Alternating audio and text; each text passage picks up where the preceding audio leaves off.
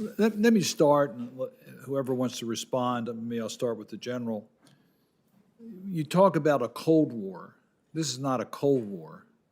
And is there anyone here who believes that Russia's desires don't go beyond Ukraine?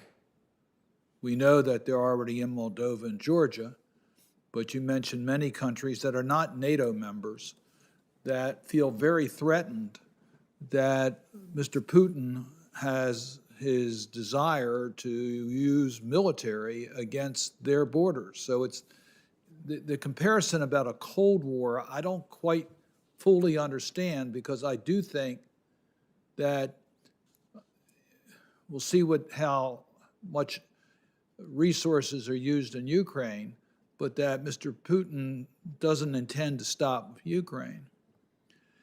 And those of us who feel a little bit more comfortable with the NATO alliance, I can tell you that our Eastern partners don't feel particularly safe as to what's happening today and feel that they're vulnerable and that Mr. Putin could use his arsenal, which is an asymmetric arsenal, to provoke a conflict with a NATO country that could cause some confusion as to our responsibilities under the NATO treaty. So I guess my question, I'll start with General Breedlove, if I might. Is there any doubt in your mind that Mr. Putin, given the opportunity, would use his military beyond Ukraine? Thank you, Chairman, for the opportunity. No, there is no doubt. Again, those two documents that they gave us and said, sign these or you'll get other measures, which we understand now. Both of those outlined a very different Europe than we have now. In fact, it advocated moving NATO and equipment out of the bordering nations. And essentially, I've coined it as NATO back and US out, to allow them room to re-expand into their border nations and set the same arrangements that they had during the Warsaw Pact and Soviet Union days. So, Chairman, I believe you're on it. I actually believe we were in a warm war before Ukraine was invaded again for the third time. Because if we look at all the actions that Mr. Putin and Mr. Gerasimov and others were doing below the line of kinetic response, all of the things to include the pipeline interruption in the southeast where gas prices went out of control due to a Russian attack. They're meddling in elections all around Europe and the United States. The war was already on. It was just a below the line warm war. And now we see the true colors as Mr. Putin invaded Ukraine. And I agree with you one last time, Chairman. I do not believe this is the last of it. Thank you. Before I go to the other two witnesses, I understand the ambassador is going to need to leave. Any final comments that you would like to make? Thank you very much, Chairman, for everyone in the Commission. Just wanted to say that unfortunately, during the 28 days that we are fighting and that Russia is brutally attacking Ukraine, we see that the support for Putin among Russian people actually increased.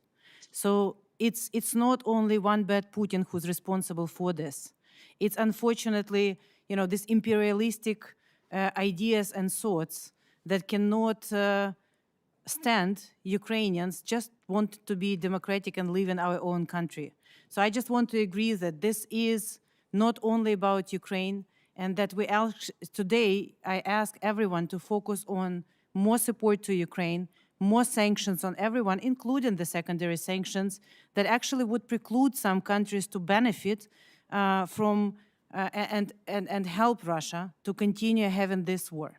And only together we can stop it. So I would like to thank you, and please use us as a resource. We're always here to come provide you with all the information, and we are thankful for all the support. Thank you. Thank you, Madam Ambassador. You're always welcomed. Thank you. Dr. Kimmich, I want to give you a chance. You gave an excellent analysis of the Cold War and the challenges that we face in objectives during a Cold War, which I found to be very, very helpful in understanding history. So let me ask you the question. Do you believe that we could be entering a period of a Cold War between the United States and Russia, that Russia would stop with Ukraine? Regardless of how it ends, we expect Ukraine will maintain its sovereignty, and I don't mean to give any other outcome that we will accept, but do you believe Russia would want to enter a period of not challenging additional borders? Thank you very much for the question, Senator. I think that there are a lot of direct parallels between now and the Cold War, and they cut in a couple of different ways. There's a zero-sum nature now to the conflict between, call it the West, we could call it the Transatlantic Alliance on the one side, and Russia on the other, where, as already mentioned, Moldova, Belarus, lots of countries outside of Ukraine are going to be a part of this conflict. And I think Russia is very much bogged down in Ukraine. I think for reasons of military capacity, there's no way that they're going to make a move on the Baltics or on Poland or any of these places. But we have to keep that in mind as a possibility, given how radical Putin has chosen to be with the war in Ukraine. So, I think the Cold War is relevant in two ways at the moment. One is that the Cold War was often itself hot. You had two hot wars for the U.S. in Vietnam and Korea, and the Cold War was full of proxy wars. A lot of what the U.S. is doing in Ukraine is reminiscent of what the U.S. did in Afghanistan in the 1980s, down to the Stinger missiles. That it's the same weapon that the U.S. was supplying there. So proxy wars where borders move, where there's military engagement, where things are fluid and dangerous, that was the Cold War.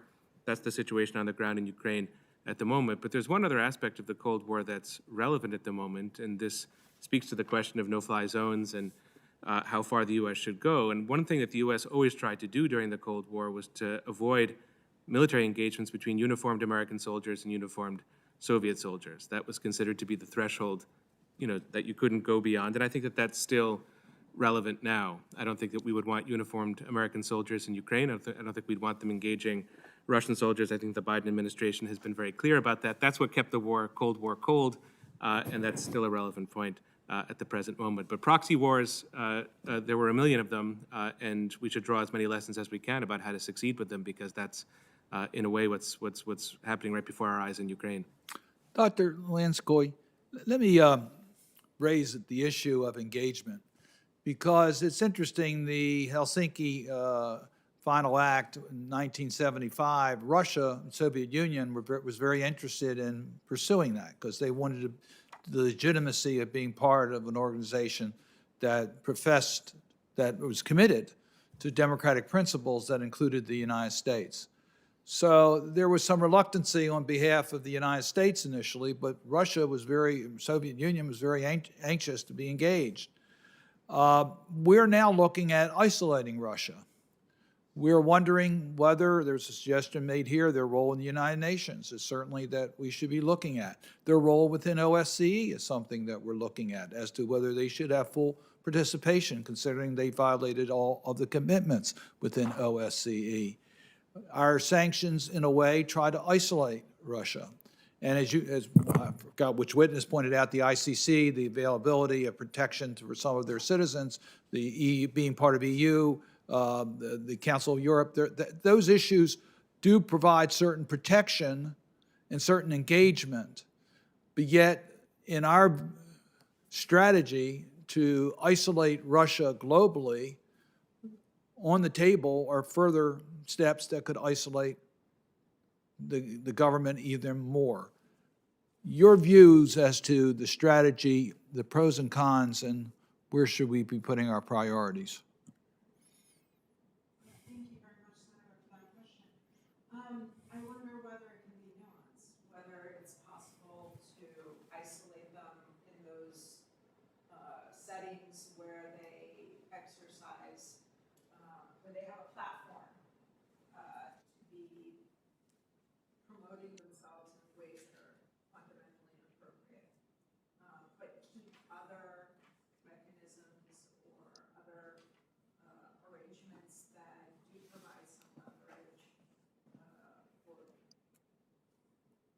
of protection for people who are victims of human rights abuses in Russia.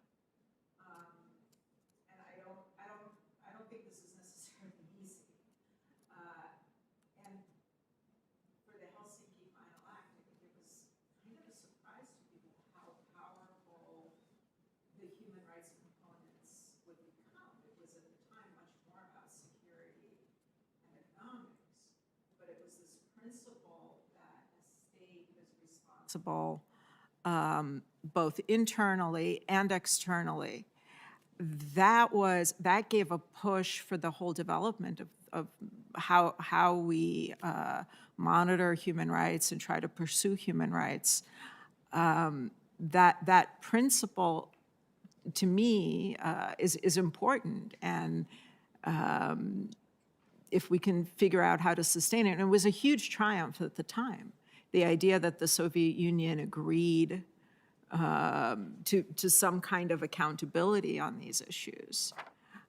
So it's a shame to lose that, even though, of course, Russia should be isolated and punished, and I don't disagree with any of that. I just wonder whether it can be nuanced. Good points. Senator Wicker.